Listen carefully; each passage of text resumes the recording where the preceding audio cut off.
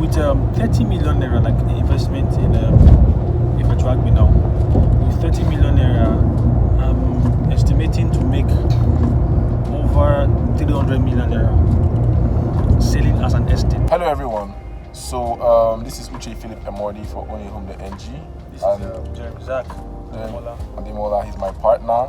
And if you've been following this channel, if you've been following our content, recently I started talking about what real estate developers, any big time real estate developer that you see in Lagos, you call it all the big names that have bulk land and that have plenty estates, how they are being able to fund their project, how they're able to start these estates without, number one, breaking the bank, without taking out massive loans, and without some form of great commitment up front, that's running into hundreds of millions.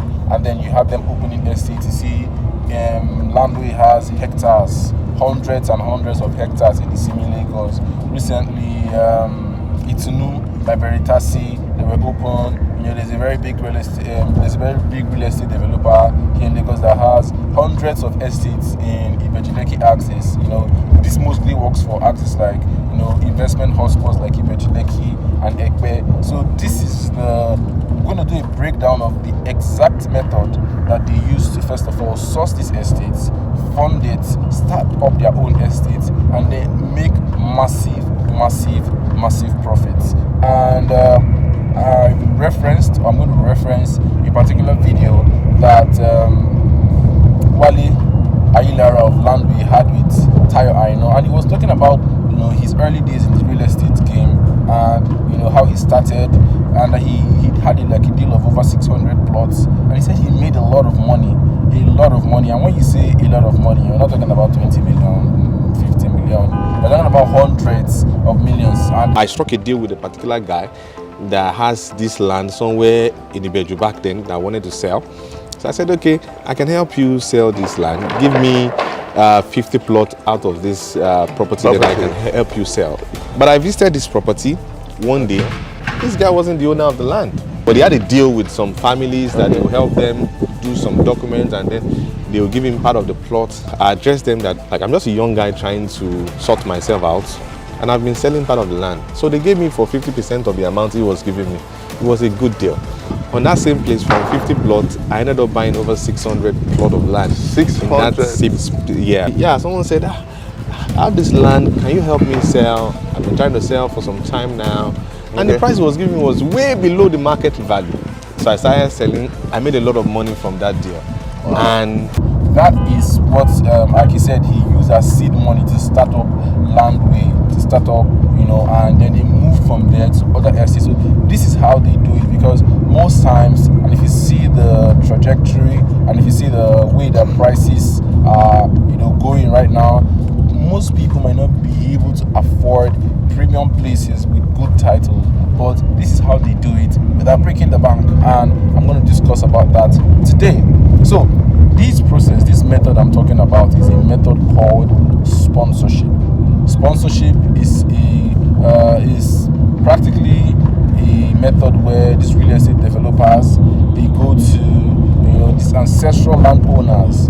They either go to them, or they approach the ancestral landowners, approach these real estate developers, and they tell them that, okay, we have a land and we want to start selling it. We want to raise money, because most times these homonylers that they are called ancestral landowners, they are not very liquid. They don't really know how to keep money, and that's number one. And number two, even your bank and wise investments strategies, they will tell you about OPM, other people's money. When you're taking on a massive project like that, you don't really commit your own cash into it.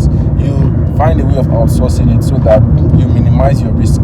So they approach these developers, they approach these companies and tell them, okay, this is what we want to do. Or you approach them and okay, we want to start up an estate. Let's say we have 500 hectares, 500 acres. We want to start up an estate. We want to start selling this. So the first thing is that when they tell you, okay, this is this, you have to first of all do your due diligence, because there's so much scam in Lagos. It's okay, I'll do my due diligence. Most times when we do our own due diligence, we do a first check, a second check, a third check, and even up to like a fourth check. You confirm their title, you you confirm the coordinates, the survey plan, you know, survey and title search. Then you also confirm lots of other things from people around, you know, and we'll get back to that later. But that's the first thing that you do. And when you've confirmed it, then you have a meeting with the family, and then there's an entry fee called iwoko. And then when you pay that entry fee, you know, start with clearing. And basically what you're doing is that you're helping them either clear the land, make your roads to the land, or do the survey or some other things, or, you know, maybe ratify the title. In exchange for that, they are going to give you some parcels of land. You know, there's a percentage that they do, you know, most times one plot to 1 acre, you know, or half plots to an acre. So in exchange for doing that for them, they give you these plots for your own self. You know, it's a legally binding agreement that they transfer via the deed of assignment. So once that is done, the next step is for you to cut out your own land, and then that land is yours. You can decide to use it, you can decide to sell it, you can decide to even start off your own estates most of the times. And also another way you can make money is that you meet the developer or you meet the family and tell them that, okay, this remaining plots of land, let's see, you are giving some plots, and the remaining acres, the remaining volume of land, we can help you sell it. And when we sell it for you, we're going to give you the price that you want to sell it at, and then we'll add our own margin. And in fact, that's what Wale spoke of. He said the family wanted to sell it at some particular price, but he found that it was way below market value. So he added up his own markup to it, and then sold the land, and, you know, he made lots of money from that. I ended up buying over 600 plot of land. 600? Yeah. Someone said, I have this land, can you help me sell? I've been trying to sell for some time now, and the price he was giving was way below the market value. So I started selling. I made a lot of money from that deal. And so that's why you see sometimes you see an estate, they have phase 1, phase 2, phase 3, phase 4. So maybe like phase 1 and phase 2 was the family's land that they were selling at a markup, and, you know, maybe phase 3 to phase 4 is their actual own land. And by that time that they reached phase 3, phase 4, the value, the price, everything in that place has already gone up. So you see how it's compounding for their benefits. And so, okay, we've been talking mostly theory. So let me give you real life examples and deals that we have facilitated and we've done in the recent times. So this is my partner Jerry with Property Day, and, you know, he's going to tell us more, and also to see the options. Options are always available, so you can always contact us to see the options that are available, and it's by no means exhaustive what he's going to say. So Jerry, take over. All right, Uche has said most of the theoretical aspects. Okay, the practical aspect is this. I just concluded a sponsorship deal with family at Ibeju Lekki, Ibeju town. Now, like you said, the family has a portion of land, over 100 acres of plot. So they needed people to sponsor it for them, and it was a clearing sponsorship. There are survey sponsorship, there's clearing sponsorship, there is reclamation sponsorship, whatever, different sponsorship, depends on what the family wants. And the benefit of the person that sponsors is usually 1 plot per acre.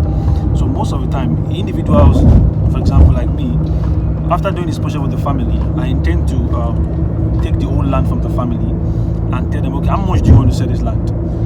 They say, okay, so amount, and okay, I add my own money, I sell for them, give them their own money based on mutual agreement on time to pay up.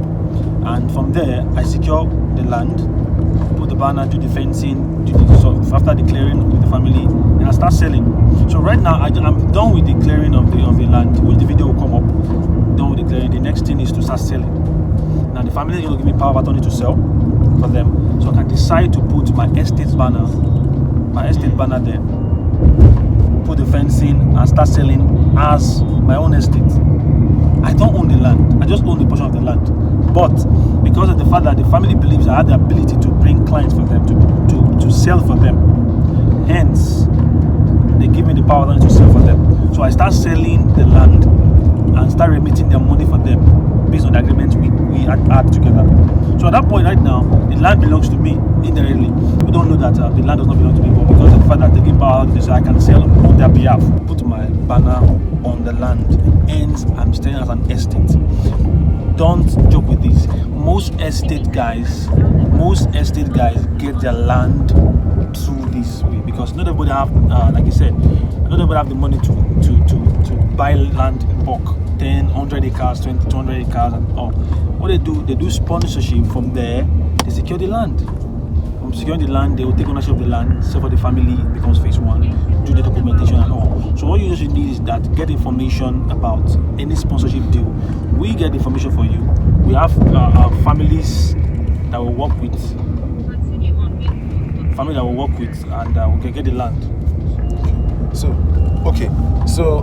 now let's talk about specifics. Like I said, current past deals, most recent deals that we've done, and also we are going to talk about options that are available for you, because like he was saying, there are so many ways that you can make money from this. First of all, you're making money from the fact that you're already getting some certain plots of land that is your own. Then you can also decide to sell for the family and add up your markup in whatever the family lists as the family price, and as well, you can later start selling up your own land as your own estate. So there are several ways to make money. And then most of you might ask, because I was talking with somebody, he was like, what are the risks involved? What if it takes time to sell? What if my money is tied down? So one thing that you need to know is that because we are in the space, and we work with both marketers, we work with realtors, and we work with brokers.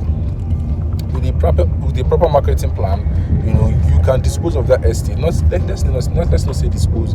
You can almost sell off that probably 80% in a year. Because you need to, first of all, one of the things that we consider when we do is that the location. It needs to be a very, very good location, and also it needs to be a place that we are sure and we want, and we're going to set up apart a certain amount to start to develop. Because one thing that so many people to their will I say that is not a plus is that so many people just rack up this and they just dump the estate and they move on. So that's by the way, we want to talk about like real life experiences. So tell us about an existing project that you've already done. Tell us the numbers. Tell us how much did you use in clearing, how much did you use in fencing, how much did you use for the road, how much did you use for all of it, and then what you projected to get from it, and yeah, that's it. All right. For a project I just did, over 105 acres of land, and for the entry fee was 7.5 million. That is, it's called iwoko entry fee. It's a normal fee you collect. The family will collect from you for you to start working for them. And you pay the agency fee. Agency fee is normally 10% of the iwoko, that's the entry fee, and 10% of the land you get. As a sponsor, you have 1 plot per acre. So for 105 acres, you're getting 105 plots. That is it. So now I spent 7.5 million for the sponsorship. Then for the clearing, about 8 to 9 million naira. 9 million naira to round it up. 9 million for the clearing, because depends on what you want to clear. Depends on the land. If it's marshy, if it's swampy, if it's dry, so it changes. The figure changes based on the type of land you are doing at that point. So what I did was 9 million naira. Then that's for the clearing and for the sponsorship and for all. So the next thing you want to pay. Most times, this is Lagos, and you pay money for youth money, all those small 100,000, 200,000 small fee that comes, youth money, community youth money, all those things. You just have to just brace yourself up. In Lagos, if you want to do a road for a community as a gift for them, you still have to pay them. That's how crazy it is. So you just have to just put those things in check. So the next thing was to now that is about 9 million clearing, 7.5 for the entry fee. Then about 750, that is 10% of the 7.5 for the agents that will bring the business to you. Then you are getting 105 plots for the 105 acres. Now, if the plot there's homonile price, means the family price. The family price is family price is 1 million naira per plot. So automatically you are getting 105 million naira if you sell at 1 million naira. So you're getting 105 million naira as your gain. With investment that is 9 plus less than 20 million naira, you're getting 105 million naira. But if you decide to sell as an estate by doing your fencing, you spend some millions for your fencing, then maybe like how much? Okay, for your fencing for 105 acres, I can't fully give you the details because materials are climbing by the day. I might give you a figure, and by the time you're watching this video, it's already doubled or tripled, or so I can't really say that. But projections that you can ask the engineer, and depends on the fence. They got normal fencing, 2 coaches, a full fence, then doing raft and gate house. So all those things can cost some money, some millions. But roughly, let's just say 10 million to do a normal fence to fence your land and all. 10 million will go well for it. So you are spending 30 million already, then you are making 105 million.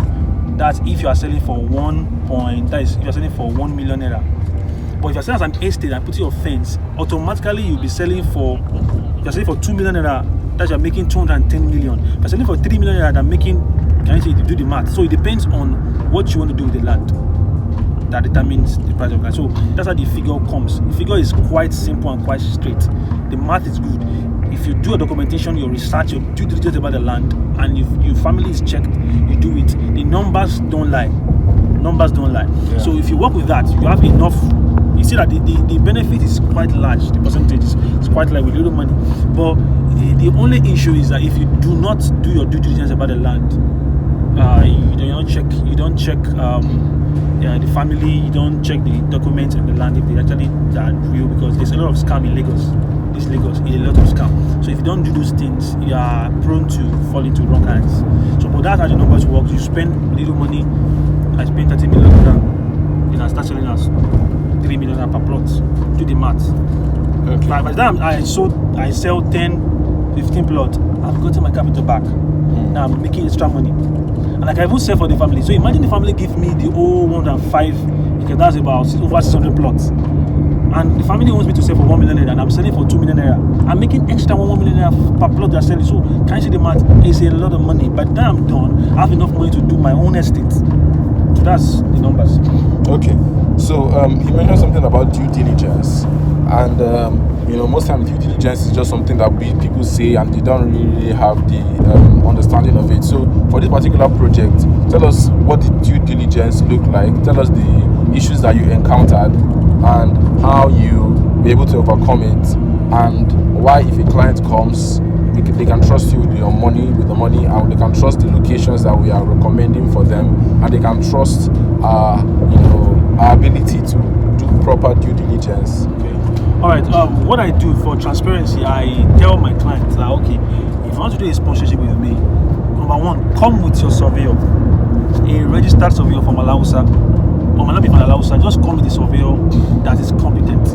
Now, who's a surveyor? Surveyor is someone that comes with some equipment to measure the land, the location, the size, to make sure you're not buying a government road. You don't buy government road. To make sure you're not buying a government land, a committed land. Committed land means the land that government have committed for a project, a housing project or a commercial project for the government. So the surveyor will come, check the location of the land we want to do, then confirm the document on the land. Does it have a title document, a gazette, a session, CFO, governor's consent, and what have you? That does that. Then it also confirms the name of the family, if the family actually owns the land. So your surveyor will do those things, pick the coordinate of the land where it's on the map, then goes to Alausa to cross-check. If it's tallies, that's stage 1. Then the stage 2 is that the family will say, you meet with the family. The family will claim, we own this land. Where's your proof? This is our proof. This is our name. Government recognizes us. Your surveyor can do that for you. Then the next thing, get a lawyer. That's to make it. So your lawyer will say, confirm the documents. Then you go to the community and ask questions. Does the family have this land? Do they have any issue? All those things is very important. When you check those things, everything cross-check. Then you proceed with your documentation, means the agreement with the family. That is called sponsorship agreement. When your lawyer will draft an agreement with them, they will sign. While signing, there's a video, there's a recording about the whole thing, the whole process. Then from there, you now pay. the entry fee. Then the next day you can enter site when you want to finish the job. So the only challenge is that if you don't do your due diligence, you are in a hurry to make money. That's what happened. But when you've confirmed the document, everything is confirmed. That's when you can be in a hurry, because you can't be in a hurry too much to lose your money. Just take your time. So the due diligence is that get your surveyor, confirm the coordinate of the land. If it's not a committed Lagos land, check if the documents are tally the survey, if the family owns the land. Then also ask questions in the community around that place. That's what I do. I double check. Before I take a client to a land, maybe for sponsorship or to a family, I myself would have visited the family. They have to discuss with them. My own surveyors, I have a registered surveyor, will go there, do everything, and bring the result out. I will have my result. Now I'll tell my client, come with your own person to do check. If they tally, then you can go with the business. You understand? So I like to make my client to be involved in the whole process from the beginning to the end. Yeah. So to see everything is transparent for professionalism and for trust, because it's not just now business, is a long-term thing. So when everything checks out, then my client can go on with that. So I don't think there's any more challenge. If you can do your due diligence, you should be at rest. Your mind should be at rest for your investment.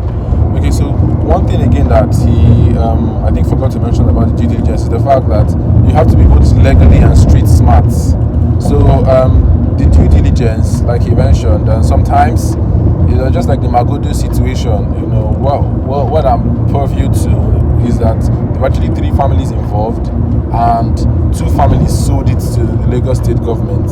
And the actual issue that they're having right now in Magodo is the fact that there's a third family that is always coming up and saying that we were not settled, and they're always settling them, and they're saying it's not enough. So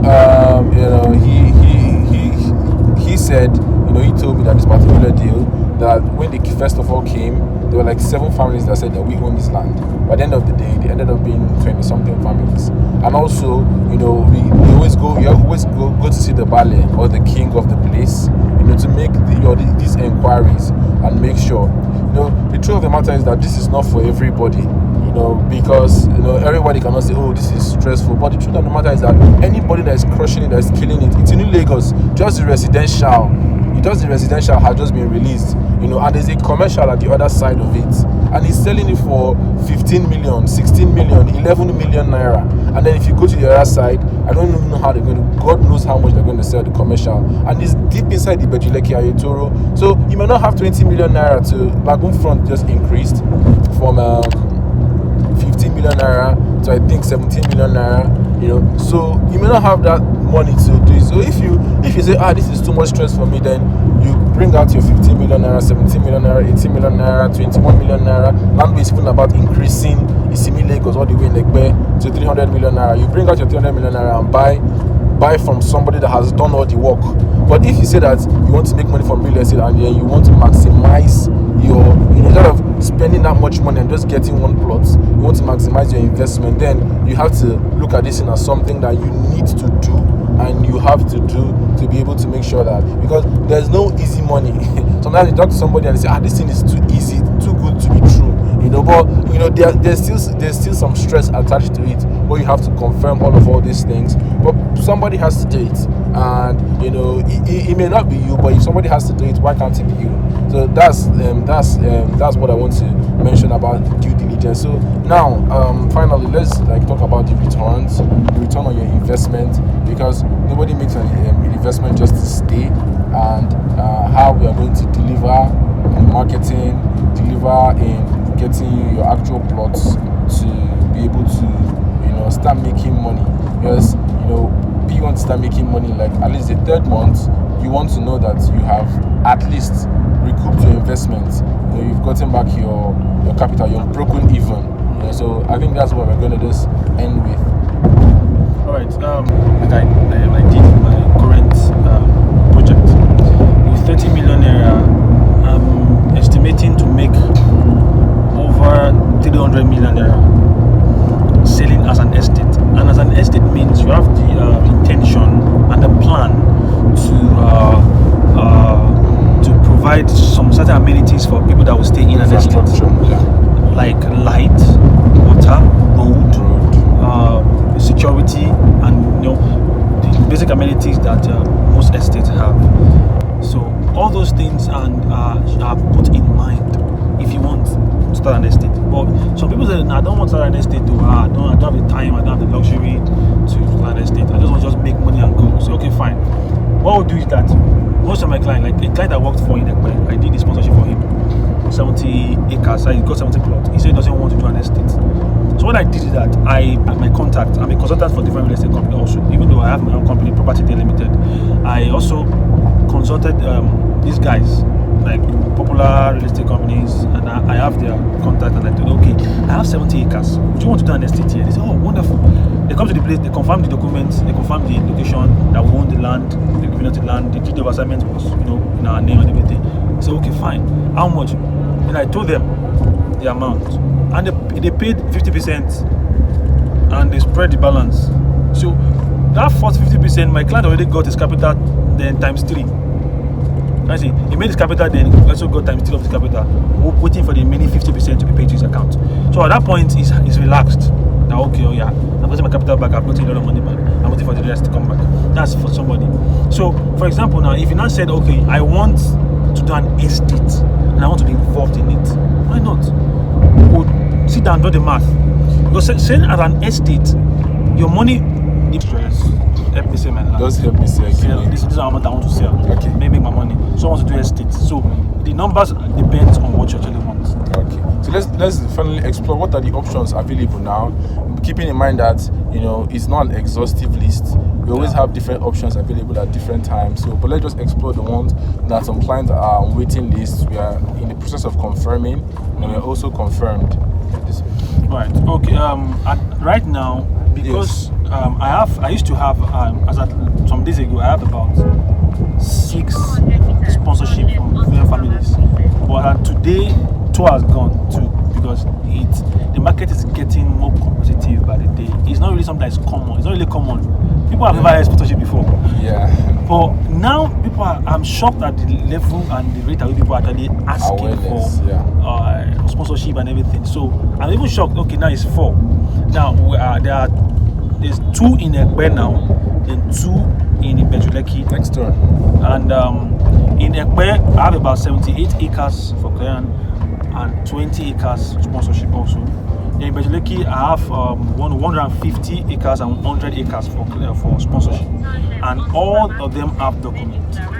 But the one in Epe, the one of 78 acres does not have documents, which but Epe, most of Epe is a residential hub.